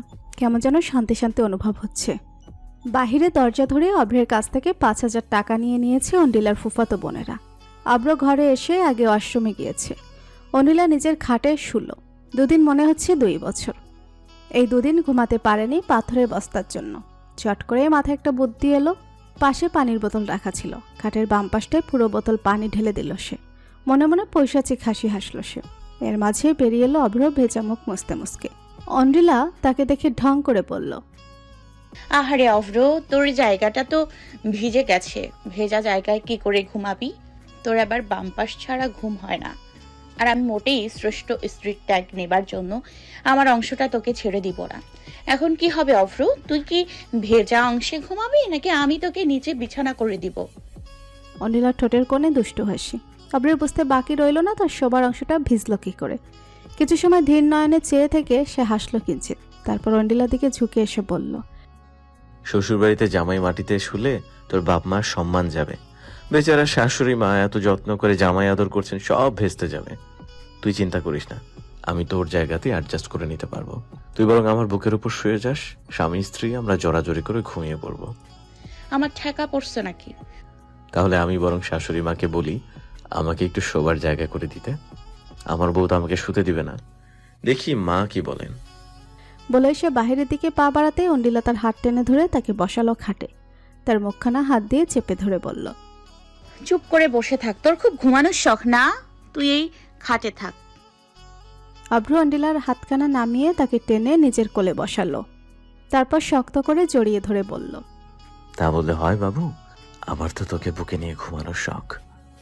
অন্ডিলা অতি কষ্টে তার বাঁধন থেকে নিজেকে ছাড়িয়ে উঠে দাঁড়ালো। রাগী স্বরে বলল, মরে যা। বলেই আলমারি থেকে একটা কাঁথার বালিশ বের করলো, নিচে বিছালো, তারপর শুয়ে গেল। অভ্র হাসছে পিশাচের মতো। অন্ডিলার ইচ্ছে করছে এই ছেলেটার গায়ে আবার গোবর পানি ঢেলে দিতে, তারপর আবার গোসল করাতে, কিন্তু এখন কিছু করা যাবে না। তবে সত্য সে তুলবে। অভ্র ছেলেটা এসির টেম্পারেচার কমিয়ে দিল। বলে ঠান্ডা লাগছে অন্ডিলার। সে কড়া নজরে তাকাতেই অভ্র নির্বিকার চিত্তে বলল, আমার গরম লাগছে, তুই চাইলে আমার বুকে এসে শুতে পারিস। বেয়াদব। বলেই চোখ বুজে নিল অন্ডিলা। সে কথা বাড়াবে না, মনে মনে বলল, সকাল হতে দাও বাছা। অন্য দিনের মতো বেশ আয়োজন করে সকলে হলো। পাখির কিচিরমিচির অবধি শোনা গেল। জানালার শিক গলে প্রবেশ করলো কাচারত। অন্ডিলার ঘুম ভাঙল ধীরে ধীরে। চোখ মেলতেই বেশ অবাক হলো। সে খাটে শুয়ে আছে, তার গায়ে মোটা কম্বল। খুব অবাক হলো সে। অভ্রকে নজরে পড়ল না তার। সে উপরে কি করে এলো বুঝতে পারছে না। অভ্র তাকে উপরে শোয়ালো। ওই বেয়াদব এমন কিছু করবে নাকি? খাবার রুমে যেতেই দেখলো হুল্লোড় পড়েছে। বাদশা ছুটছে একটা বাদামি কুকুরের পেছনে। রান্না শুরু হয়ে গেছে, গন্ধ পাওয়া যাচ্ছে। নীলাড্ডি পাহাড়ে যায়নি, সে আশ করে খিচুড়ি খাচ্ছে। খাওয়া শেষে আড্ডি খাচ্ছে। অন্ডিলা বসতে এসে গভীর স্বরে বলল, সাবধান হ, বিপদ সামনে। আমার মনে হচ্ছে যেভাবে আমাকে আমার ঘর থেকে বিতাড়িত করা হয়েছে, তোকেও করা হচ্ছে। তোর জায়গা নিবে অভ্র। বেশি দিন বাকি নেই, অভ্রকে মজুমদার বংশে দত্তক নেওয়া হবে। কেন? বাবাকে নিয়ে সকালে বাজারে গিয়েছে। বাবা মুগ্ধ তার বাজার করায়। সে অভ্রের মাঝে নিজেকে দেখতে পাচ্ছে। অনিলা চোখ ছোট ছোট করে দেখলো অভ্রকে। ফুফুদের সাথে কি খাতির তার। ফুফুরা পারলে মুখে তুলে খাইয়ে দেয়। হ্যাপি তো বলেই বসলো, অন্ডিলার রাজকপাল, তোমার মতো জামাই পেয়েছে। নয়তো ওর যে স্বভাব, আমি তো ভেবে রেখেছিলাম ওর বিয়ে হবে না। বুঝলে অন্ডিলা, অব্রকে মাথায় করে রাখবি, ও সব জেনেও তোকে ভালোবাসে। হ্যাপি ফুফুর কথার উত্তর কখনোই দেয় না অন্ডিলা। আজও তাকে এড়িয়ে গেল। সালাম সাহেব বোনকে চোখ রাঙালেন, কিন্তু হ্যাপি শুনল না। সে বলতেই লাগলো, তোমাকে বাবা আগে থেকেই বলে রাখি, আমার ভাতিজি মোটেও মিষ্টি স্বভাবের নয়, খুবই রাগী আর ঝগড়ুটে। পরে বলো না। আপনি না থাকলে কি হতো ফুপু? ভাগ্যিস জানালেন। অভ্র ব্যঙ্গ করে বলল। ফলে খুশি হয়ে গেল হ্যাপি। মিষ্টির প্লেট এগিয়ে বলল, না বাবা, মিষ্টি খাও। না ফুপু, আমি মিষ্টি খাই না। আসলে আমি মিষ্টি পছন্দই না, সেটা হোক খাবার বা মানুষ। এজন্যই বুঝি ঐন্দ্রিলা আমার বউ। খুব বিনয়ী স্বরে কথাটা বলল অভ্র। তার কণ্ঠে অভদ্রতা, কটাক্ষ ছিল না। ফলে হ্যাপি তাকে বেয়াদব আখ্যা দিতে পারল না। তবে তার মুখবিবরে নেমে এলো মেঘমেদুর। অভ্রের এমন উত্তরে সালাম সাহেবের মুখে যেন 400 ভোল্টের হাসি ফুটে উঠল। তার জামাই তাকে আজ শুধু চমকে দিচ্ছে আর মুগ্ধ করছে। একজন বাবার জন্য কি এটাই সর্বপ্রাপ্তি নয় যে তার মেয়ের জামাই মেয়ের জন্য সোচ্চার, তাকে আগলে রাখে, অপমানিত হবার সুযোগ দেয় না? সাবেরা মুখে গর্বের ছাপ। সে মানুষ চিনতে ভুল করে না। নীলাদ্রি উঠে দাঁড়ালো প্লেট হাতে। যাবার সময় অন্ডিলার কানে কানে বলে গেল, দেখেছিস, অতি সত্বর মজুমদার বংশে নতুন এডিশন হবে। নীলাদ্রির কথাটা বিনা বাক্যে শুনল অন্ডিলা। কোনো প্রত্যুত্তর না করে নাস্তা শেষ করলো। উঠে যেতে নিলে সাবেরা বলল, তোমার জন্য পায়েস রেঁধেছি, তোমার তো পায়েস দিয়ে রুটি পছন্দ। আমার খাওয়া হয়ে গেছে। নির্লিপ্ত স্বর অন্ডিলার তার কণ্ঠের ধার টের পেল সাবেরা। মেয়েটা কেমন কঠিন হয়ে গেছে। নিজের চারপাশে তুলেছে শক্ত দেওয়াল। সেই দেওয়াল কি একদিনে ভাঙা সম্ভব? অন্ডিলা চলে গেল নিজ ঘরে। সাবেরা দীর্ঘশ্বাস ফেলল। অভ্র ব্যাপারটা খেয়াল করলো খুব নিপুণ চোখে। শাশুড়ির হাত ধরে বলল, একটু সময় দিন মা। অভিমান যত বেশি হয় তা ভাঙতে সময় বেশি লাগে। ভয় হয় যদি অভিমান ঘৃণায় পরিণত হয়। ম্লান হেসে কথাটা বলল সাবেরা। সাবেরার কথার উত্তরে অভ্র বলল, ও বোকা মেয়ে শাশুড়ি মা, এত সহজেও ঘৃণা করে না। আমাকে ঘৃণা করতে ওর 18 বছর লেগেছে, সেখানে আপনি তো তার মা। চিন্তা করবেন না। সাবেরা হাসল। অভ্র তাকালো একবার অন্ডিলার ঘরের দিকে। জেদি মেয়েটা এখনো জেদ ছাড়েনি। তার এই জেদের প্রাচীর কবে ভাঙবে কে জানে। জানালার পাশে দাঁড়িয়ে আছে অন্ডিলা। বাতাস থমকে আছে। আকাশের চাদরে কিছু অভিমানী মেঘ জমেছে। সেই মেঘের অভিমানে সবকিছু থমকে গেছে। সূর্য ঢেকে আছে সেই অম্বুদের অভিমানে। যেমনটা অন্ডিলার মনের উচ্ছ্বাসগুলো মিলিয়ে আছে মায়ের প্রতি অভিমানের জাতাকলে। সে মায়ের উপর অভিমানটা ছাড়তে পারছে না। মা তার জন্য অনেক কিছু করছেন, নিজের ভালোবাসা জাহির করতে চাইছেন, কিন্তু এগুলো অন্ডিলা চায় না। সে চায় শুধু একটা ছোট্ট সরি, যেখানে সে থাকবে অনুতপ্ত। বুক চেড়ে দীর্ঘশ্বাস বের হলো। এর মাঝে ঘরে প্রবেশ করলো অভ্র, হাতে কফির মগ, কড়া কালো কফি। অন্ডিলাকে দাঁড়িয়ে থাকতে দেখে তার পাশে দাঁড়ালো, হাতে কফির মগ ধরিয়ে বলল, নে তোর কালো কফি। কালো কফি খেয়ে মাথা ঠান্ডা কর। অন্ডিলা তার দিকে তাকালো। তার এখন কফি খেতে ইচ্ছে করছে বটে, কিন্তু কাউকে সে বলেনি। অবিরামান হুটহাট উদ্ভট কাজগুলো খুব বিরক্ত করছে। যে ছেলেটা সারা জীবনই তার অস্থিমজ্জা জ্বালিয়ে আসছে, সে হুট করে এমন আচরণ কেন করবে? এতটা তো যত্নশীল অভ্র নয়। অভ্র পকেটে হাত ভরে দাঁড়িয়ে আছে। অন্ডিলা মগটা জানালার ধারে রেখে চোখ ছোট ছোট করে শুধালো, সোজা সাপটা বলতো তোর উদ্দেশ্য কি? এই সব করে কি লাভ তোর? 2 দিন ধরে দেখে যাচ্ছি, কি ভাবিস আমি বুঝি না। তোর অভিনয় ধরতে আমার সময় লাগে না। বাবা মাকে পটাতে হলে তাদের সামনে ঢং কর, আমার সামনে ভালো সাজের ঢং কেন করিস? উদ্দেশ্য কি তোর? অনিলার পোস্তে তার দিকে শান্ত চোখে তাকালো অভ্র। হাসলো কৌতুক করে, যেন পৃথিবীর সব থেকে মজার জোকস শুনেছে সে।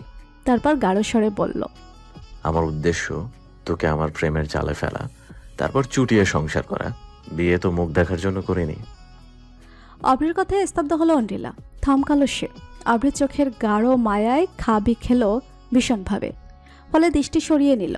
থমথমে স্বরে বলল, সংসার করতে প্রেম লাগে না। যদি সংসার করতে চাস আমার আপত্তি নেই, তবে প্রেম আমার কাছে অভিশাপ। আমি নিজেও জানি না বিয়েটা কেন করেছি। আমি এই বিয়ের ভবিষ্যৎ কোথায় সেটাও জানি না। পৃথিবীর আর 5টা মানুষকে দেখাতে সংসার করতে হলে করব, স্ত্রী হিসেবে যা যা করতে হয় সব করব, তবে অহেতুক প্রেমের জন্য সময় নষ্ট করিস না। নশ্বর শরীর ভোগ করতে চাইলে বলিস আমার আপত্তি নেই। ভাঙা হৃদয়ে রাজত্ব করার অলিক স্বপ্ন ছেড়ে দে। কথাটা শেষ করার পূর্বেই এক গোছা চুল মুষ্টিবদ্ধ করে ক্ষিপ্রভাবে অন্ডিলাকে নিজের দিকে টেনে আনলো অভ্র। তাদের মাঝে দূরত্বখানা মাত্র কয়েক ইঞ্চি। অভ্রের ক্ষিপ্ত রক্তিম আখির দিকে চাইতেই শরীর কেঁপে উঠল অন্ডিলার। ভয় গ্রাস করল হৃদয়। অভ্রের শক্ত হাতে জোরে ব্যথায় কুকিয়ে উঠল সে। কাপা স্বরে বলল, ছাড়। কেন ছাড়বো কেন? দাঁতে দাঁত পিষে কথাটা বলল অভ্র। তার ক্রোধিত মুখখানা হিম ধরালো শির দাঁড়ায়। অভ্র তাকে উত্তর দেবার সুযোগ দিল না, রাগে গর্জে উঠল। কি ভাবিস আমাকে? আমার শরীরের লোভ শুধু। শোন, এই মাহবুল হকের মেয়ের অভাব নাই। এ ধরনের আকর্ষণের জন্য আমি কেঁদে মরছি না। অভ্র লাগছে, ছাড়। অভ্র তার মুষ্টি আরো শক্ত করল। ফলে অসহনীয় ব্যথায় নীল হয়ে গেল অন্ডিলার মুখ। কিন্তু অভ্র তার বেদনাতুর মুখখানা সম্পূর্ণ উপেক্ষা করে বলল, আমি ভালো মানুষ না ঐন্দ্রিলা, আমার ধৈর্যের পরীক্ষা নিস না। আমি খারাপ হলে সহ্য করতে পারবি না। এখন ওই ভেড়া সৌরভের শোকে দেবদাস সেজেছিস নাকি? বড় বড় কথা আগাচ্ছিস। একটা কথা মাথায় রাখ, এই সৈয়দ মাহবুল হক তোর জীবনের ভবিতব্য। আমার সাথেই তোর সংসার করতে হবে, তাও ভালোবেসে। ভালোবাসা কি জোর করে হয়? আমি তো এখনো জোর করিনি। আমাকে বাধ্য করিস না জোর করতে। বলে ছেড়ে দিল সে। হনহন করে হেঁটে ঘর ছেড়ে চলে গেল সে। অন্ডিলা থায় দাঁড়িয়ে রইল। চুল ব্যথা করছে। ছেলেটা এমন কেন? মুহূর্তে যত্ন করে আগলে রাখবে, মুহূর্তে ক্ষতবিক্ষত করবে। এমন মানুষকে আদৌ ভালোবাসা যায়? অনিলার চোখ ঝাপসা হয়ে এলো। এটা মাথা ব্যথা নাকি অন্তরের দহন জানা নেই। বিকট শব্দ করে অভিমানী মেঘেদের কান্না ভিজিয়ে দিল ধরণী। অনিলা গুটিসুটি হয়ে বসে আছে। অশ্রুতে ভিজে যাচ্ছে কোমল গালজোড়া। আহাস ছাতি হাতে অপেক্ষা করছে পিউয়ের বাসার সামনে। আজ তাদের ঘুরতে যাবার পরিকল্পনা হয়েছে। যদি বৃষ্টিটা পরিকল্পনায় ছিল না, তবু বৃষ্টির জন্য পিউয়ের সাথে সময় কাটানোর সুযোগ হারাতে চায় না সে। পিউ জানালার ফাঁক দিয়ে ছেলেটাকে দেখতেই অবাক হলো। এই তীব্র বর্ষণে কেউ কি করে ঘর থেকে বের হয়, সেই অঙ্কই মেলাতে পারল না সে। ফলে নেমে এলো সে ছাতি হাতে। পরনে একটা পুরনো সালোয়ার কামিজ। চুলগুলো অবিন্যস্ত হয়ে জটলা পেকে আছে। আজ তাকে মুগ্ধ নয়নে দেখল। এ নারীকে তার সব রূপে ঐশ্বরী মনে হয়। সহস্য গলায় বলল, তুমি তৈরি হওনি? পাগল তুই, এই বৃষ্টিতে কই যাব? যাবে না তুমি পিউ আপু? করুণ স্বরে শুধালো আহাস। পিউ পড়ল মহাবিপাকে। ছোটবেলা থেকে আয়াসকে চেনে পিউ। অভ্রের থেকে একেবারেই ব্যতিক্রম। রুদ্র অভ্রের নরম ভাই সে। মনটা একেবারেই তুলতুলে। ছেলেটা সেই ছেলেবেলা থেকে বেশ লেউটা কিসামের। তাকে দেখলেই রাস্তার বেড়াল ছানার মতো লাগে, যেন তার মালিক তাকে মাছ চুরির জন্য কান ধরে বের করে দিয়েছে। এখন যদি সে তাকে বলে না যাব না, তাহলে বেড়ালের মতো কাচুমাচু করে চেয়ে রইবে। ছেলেটার এই স্বভাব 2.5 বছরে যে বদলায়নি, সেটা বুঝতে বাকি রইল না পিউয়ের। দীর্ঘশ্বাস ফেলে বলল, বেশি দূরে যাব না, ধারে কাছেই। চা খাবে? আর পেঁয়াজু? না, হালিম খাবো। দাঁড়া, আসছি আমি। বলে সালোয়ার কামিজটা পাল্টে 5 মিনিটের মাঝেই নেমে এলো পিউ। চুলগুলো চিরুনি না দিয়েই খোপা করেছে। ছোট ভাইয়ের সাথে বের হবে, এত সাজার ঘটার কি প্রয়োজন? বের হতেই তার ফোন বেজে উঠল। অন্ডিলা নামটা উজ্জ্বল। ফোনটা ধরতেই ওপাশের মানবী বলে উঠল, বলে ফোনটা কেটে দিল সে। পিউ আহাসের দিকে তাকাতেই সে বলল, চলো। আজ থাক, আমি বরং কাল যাব। আহাস ঠিক বেড়াল ছাড়ার মতো মুখটা কাচুমাচু করে ফেলল। পিউ বলল, আচ্ছা চল, আমাকে ঐন্দ্রিলা বাড়ি নিয়ে চল। এটাও এক প্রকারের ঘোরে হবে, তাই না? 15 মিনিটের পথটুকু একটে কাটানোর লোভে উজ্জ্বল হয়ে উঠল আহাসের মুখখানা। ছাতিটা পিউয়ের মাথার উপর দিয়ে বলল, হেঁটে হেঁটে যাই, বৃষ্টিতে হাঁটতে খারাপ লাগে না। পিউ মেনে নিল। ছেলেটার হাসিটা অম্লান করার ইচ্ছে হলো না। মাথার চুলগুলো এলোমেলো করে বলল, তুই একটা পাগল। তোমার কাছে পাগল ছাগল গরু সব হতে রাজি। অনিলার বাসায় পৌঁছাতেই হতবিহব্বল হলো পিউ। নীলাদ্রি তার শকুন্তলাকে কোলে নিয়ে বৃষ্টিতে ভিজছে। বাচ্চা তার মাথার উপর ছাতি ধরে আছে। নীলাদ্রির মুখখানা মূর্ছিত মিলান। পিউ তাকে শুধানোর সাথে সাথে সে কোলের শকুন্তলাকে ছেড়ে সকলকে উপেক্ষা করে পিউকে জড়িয়ে ধরল। নীলাদ্রির এমন কার্যে হতভম্ব হলো পিউ। বাচ্চা তার নয়ন অন্যদিকে সরিয়ে নিল। আহাস স্তব্ধত হয়ে গেল। ভাষা হারিয়ে ফেলল সে। পিউ কাপাস্বরে শুধালো, কি হয়েছে নীলাদ্রি ভাই? নীলাদ্রি উত্তর দিল না। তবে পিউয়ের কাঁধে উষ্ণ তরলের অনুভূতি হলো।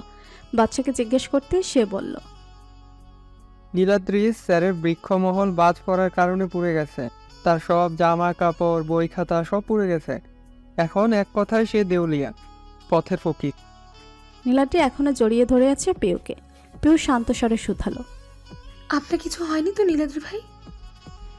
না, তবে ওই জল্লাদ হাসছে পিউ। আমার ঘর দখল করে নিয়েছে, এখন আমার থাকার জায়গা নেই। আপনার কিছু হয়নি এটাই শ্রেয়, বাকি কোথায় কি হয়েছে আপাতত ভুলে যান। নীলাদ্রির শখের বৃক্ষ মহল পুড়ে গেছে। খুব সাবধানতার সাথে ভেতরে কিছু অক্ষত জিনিসকে বাঁচানো গেছে। সেটা দেখে সালাম সাহেব খুশিতে কিছু সময় কোদাকুদি করেছেন, ভাঙিয়েছেন ছেলেকে, পৈশাচিক হেসে বলেছেন, ডাবল মাস্টার্স তোর বাড়ি উড়ে গেছে। এত শিক্ষিত এটুকু জানিস না যে বাজ পড়ে ঘরের তারে আগুন ধরতে সময় না। আহা কি আনন্দ আমাকে টেক্কা দেওয়া। তুই আসলে একটা ছাগল আহাম্মক, সার্টিফাইড গাধা। নীলাদ্রি বৃষ্টির মধ্যে দাঁড়িয়ে রইল। বাবার সামনে সে ঝুঁকবে না, কিন্তু 1 ঘন্টা বাদে তার ঘরের চাবি নিয়ে পিউ তার হাতে ধরিয়ে বলল, নিন, আপনার সম্পত্তি আমি পুনর্দখল করে দিলাম।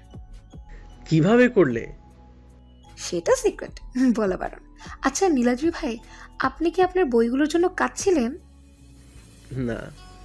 জামা কাপড়? না। তাহলে? বলা যাবে না, সিক্রেট। সময় হলে বলবো। সবার প্রথমে আমি তোমাকেই বলবো। যাও, কথা দিলাম। তখনই নজর গেল তার আহাসের উপর। ছেলেটা ছাতি হাতে দাঁড়িয়ে আছে। নীলাদ্রি চোখ কুচকে শুধালো, এই গর্ধবটা এখানে কেন? পিউর সাথে সাথেই বলল, আমার সাথে এসেছে ও। তোমার সাথে ও আসবে কেন? আচ্ছা নীলাদ্রি ভাই, এই তুফান বৃষ্টিতে ও যদি আমাকে না নিয়ে আসতো, আমি কি আসতে পারতাম? তাছাড়া পিয়ের সাথে কথা শেষ হবার সুযোগ হলো না। তার আগে নীলাদ্রি আহাসকে বলল, ছোকরা, তুমি তোমার বাড়ি যাও। বাড়ি যাব কেন? আমি কি করব সেটা আপনি বলবেন। আর আমি বাড়ি গেলে পিউ আপু বাড়ি যাবে কি করে? আহাস বিরক্তি নিয়ে উত্তর দিল। তার কথায় নীলাদ্রির মুখখানা কঠিন হলো কিঞ্চিত, দৃষ্টি শানিত হলো। পর মুহূর্তে কঠিন স্বরে বলল, সেটা নিয়ে তোমাকে ভাবতে হবে না ছোকরা, দরকার হলে আমি নিজেই তাকে পৌঁছে দেব। নীলাদ্রির কঠিন বাক্য তীব্রভাবে আঘাত করল আহাসের অন্তঃসত্ত্বাকে। সেও কঠিন কণ্ঠে বলল, আপনার সাথে পিউ আপু যাবে কেন? সে আমার সাথে বেরিয়েছে আজকে সে আমার সাথেই থাকবে। হাঁটুর বয়সী ছোকরার এমন তর্কযুদ্ধের আহ্বান সহ্য হলো না নীলাদ্রির। সেও ছেড়ে দেবার পাত্র নয়। তার স্বর ধারালো হলো, কেন? বডিগার্ড তুমি পিউয়ের, উট্টিন না ছোকরা। মুখে যেন ফুল ঝুরি। এই, আমি দিয়ে আসবো পিউকে। তোমার ডিউটি শেষ, তুমি বাড়ি যাও। নীলাদ্রির পাল্টা উত্তরে এক প্রকার শীতল যুদ্ধ শুরু হয়ে গেল আহাস এবং নীলাদ্রির মাঝে। মাঝে জাতাকলের বাদামটি হলো পিউ। এর মাঝে সে ভুলেই গেল তাকে যে অন্ডিলা ডেকেছে। একটা সময় সে দুজনকে শান্ত করতে চেঁচিয়ে উঠল, আমাকে কারোর দিয়ে আসতে হবে না, আমি একাই যেতে পারবো। না, আমি তোমাকে দিয়ে আসবো। একসাথেই চেঁচিয়ে উঠল তারা। এর মাঝে পিউর ফোন বাজল। অন্ডিলা ফোন করছে তাকে। হতদন্ত হয়ে ফোন ধরতে ওপাশে রুদ্ধস্বর শোনা গেল, বার্গারের পেটি হওয়া গেলে কি মহারানী উপরে আসবেন? অন্ডিলার ঘরে পিউ বসে আছে। আহাস আর নীলাদ্রিকে নিজের যুদ্ধের মাঝে একরকম ফেলে এসেছে সে। অন্ডিলা কঠিন নয়নে তাকিয়ে আছে পিউয়ের দিকে। পিউ কাচুমাচু করে বলল, কি হয়েছে, এভাবে তাকিয়ে আছিস কেন? আমি তোকে কখন আসতে বলেছি? এটা তোর সময় হলো। ভাইয়াকে দেখলে কি তুই জগৎ ভুলে যাস নাকি? পিউয়ের স্বর আরো নরম হলো, এমন করিস কেন তুই? হ্যাঁ, জানিস তো নীলাদ্রি ভাইয়ের কষ্ট দেখলে আমার মন ঠিক থাকে না। বেচারা কাঁদছিল। ওই ছাগলের কান্না কান্না আর কান্না তো তেজপাতা। এভাবে বলিস না। বাদ দে, কথা সেটা না। কথা হচ্ছে আমি অভ্রের নামে নারী নির্যাতনের মামলা করব। অনিলার কথায় চোখ বড় বড় হয়ে গেল পিউয়ের। শুকনো ঢোক গিলে বলল, ও তোকেও খুশি দিয়েছে? না। তাহলে চড় বেড়েছে? না। তাহলে কেস কেন করবি? কারণ ওর ওপর আমি রেগে আছি, খুব রেগে আছি। ও কিভাবে নিজেকে, আমি ওর হাতের পুতুল। ইচ্ছে হলো আদর করলো, ইচ্ছে হলো আমাকে ছুঁড়ে মারলো। কিভাবে নিজেকে? পিউ অন্ডিলার কথার আগা মাথা খুঁজে পাচ্ছে না। কেমন খেই হারিয়ে ফেলছে হতবিহব্বল স্বরে শুধালো, আসলে খুলে বলতো কি হয়েছে? অনিলা দীর্ঘশ্বাস ফেলল। আস্তে ধীরে দুদিনের সব কিছু খুলে বলল। পিওর থুতনিতে হাত চলে গেল। এখন সে ভাববে। ভাবার সময় সে কথা বলে না, অনেক সময় ভেবে বলল, দোস্ত, মামলা তো জন্ডিস। মানে? মানে অভ্র তোর প্রতি ডেসপারেট। ব্যাপারটা আমার সন্দেহ ছিল, কিন্তু এখন কেন যেন সত্যি লাগছে। ও সত্যি তোর ভালো বাসে না তো? হ্যাঁ। পিউয়ের প্রশ্নে চুপ করে রইল অন্দ্রিলা। মলিন স্বরে বলল, ভালোবাসা বুঝি এমন হয়? সুন্দর ভালোবাসার নমুনা তো দেখলি না। প্রথমে পিয়াল, তারপর সৌরভ। মিষ্টতা দেখিয়ে তাদের ভালোবাসা ছিল শুধুই স্বার্থ। আসলে ভালোবাসা কেমন হয় সেটা আমরা কেউই জানি না। কাব্যিক ভালোবাসা তো অনেক সুন্দর হয়, কিন্তু বাস্তব জীবনে কাব্যের স্থানই নেই। আমাকে দেখ, এক আস্ত পাগলকে ভালোবাসি, অথচ সে পাগলের মনে কি চলে জানিই না। সে যদি আমাকে ভালোবাসে, তাহলে ভেবে দেখ সেই ভালোবাসা কেমন হবে। নিশ্চয়ই এই গদ্যপদ্যের প্রেমিকের মতো হবেই না। প্রতিটা মানুষ আলাদা। অভ্র মানুষটাই সব থেকে আলাদা, উড়াধুরা পাবলি। ওর ভালোবাসা উড়াধুরা হবে। আমি বলি কি, অনেক তো মিষ্টি ভালোবাসার পেছনে ছুটেছিস, এবার একটু কড়া নিম পাতা ভালোবাসা সেবন কর। নিম পাতায় স্বাস্থ্যের জন্য ভালো, তাই নিম পাতা ভালোবাসাও ভালোই হবার কথা। পিয়ার কথাগুলো মনোযোগ দিয়ে শুনল অন্দ্রিলা। দীর্ঘশ্বাস ফেলল, ম্লান স্বরে বলল, ঘর পোড়া গরু সিঁদুরে মেঘ দেখলেও জড়ায় প্রিয়। আচ্ছা বলতো, একবার বিশ্বাস ভাঙলে কি আবার বিশ্বাস করা যায়? একবার হৃদয় ভাঙলে কি আবার ভালোবাসা যায়? আমার যে ভয় হয়, আমার ভাঙা কাচে হাঁটতে পারবো না। পচা শামুকে তো দুবার পা কেটেছে। পিয়ার কাছে উত্তর নেই। অন্দ্রিলা জানালার দিকে চেয়ে আছে। বৃষ্টির বেগ বেড়েছে। আজ বোধহয় বৃষ্টি থামবে না। জরুরি কাজে আহাসকে বাসায় যেতে হয়েছে। তীব্র বৃষ্টিতে রিক্সা পাওয়া গেল না, তাই নীলাদ্রি নিজ দায়িত্বে পৌঁছে দিতে এলো পিউকে। হেঁটে হেঁটে এসেছে তারা। পুরোটার সময় পিয়ার মাথায় ছাতি ধরেছিল সে, ফলে কাঁধের একাংশ তার ভিজে গেছে। পিউকে গেটের ভেতর অবধি পৌঁছে দিল সে। পিউ ভেতরে ঢোকার সময় একবার ডাকলো, পিউ। কিছু বলবেন নীলাদ্রি ভাই? আচ্ছা, ওই ছোকরা তোমার আগে পিছে সবসময় এভাবে ঘুরে কেন? কে, আহাস? হ্যাঁ। পিউ হাসল, সাহস্য স্বরে বলল, আসলে দেশে এসেছে তো অনেকদিন পর, তাই বায়না করেছে আমার সাথে থাকবে। মানে কি, তুমি টুরিস্ট গাইড নাকি? আপনি ওকে দেখলে এত চেতেন কেন নীলাদ্রি ভাই? হাসতে হাসতে প্রশ্ন করল পিউ। ভেবেছিল মানুষটি উত্তর দিবে না, কিন্তু ভুল সে স্বাভাবিক স্বরে বলল,